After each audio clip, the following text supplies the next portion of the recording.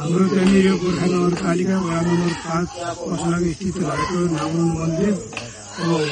मनोकामना भन्दा अगाडिको भन्ने पुर्खाहरूले गरेको कुरामा चाहिँ हामी त्यही विश्वासता छौँ र हाम्रो चाहिँ यहाँ पूजा भनेको दैनिक पूजा चाहिँ लागेको हुन्छ। एकादशी र औँसी बाहेक दैनिक पूजा हुन्छ निम पूजा र हाम्रो मुख्य पूजा भनेको असारे पूर्णे र चन्द्र पूर्णे हुन्छ। यो चन्द्र पूर्णिमा हामीले पूजा गर्दाखेरि हाम्रा यो गाउँ पसलाङ टोलका सबै चाहिँ परिवारहरू जम्मा भएर अन्डाहरू आफूले आफ्नो भएका कुखुराहरू ल्याएर यहाँ पूजा गर्ने गरेको हुन्छ र हामीले चाहिँ यो पूजा गरिसके पश्चात 2टा लोकल अन्डा चाहिँ हामीले राम्रोसित छानेर हामीले चाहिँ यो चाहिँ मन्दिरको के अरे बाहेकी दाय हुन्छ त्यो भागमा चाहिँ हामीले गाडेको हुन्छौँ। फेरि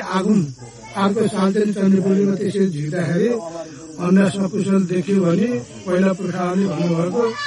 राम्रो समय खेतीपाती राम्रो हुने रोगरातहरू नआउने राम्रो चाहिँ पानीहरू पर्ने राम्रो खेतीपाती हुने रोगरात नआउने भन्ने यस्ता कुराहरूले चाहिँ हामीले त्यही विश्वास गरेर हामीले अहिलेसम्म त्यही नै गरिरहेका छौँ हजुर। र पोहोर पनि भित्र चाहिँ भएको के अरे रानो र जो पदार्थहरूभित्र हुने चाहिँ नभएको सिङ्गै अन्डा सुकेको परेको अहिले सिङ्गै अन्डा चाहिँ नसुकिकन रानो समेत 1 वर्षमा पनि माटोमा गाडेर राख्दा रानो समेत के अरे चाहिँ भएको हुँदाखेरि समय राम्रो रहेछ भन्ने चाहिँ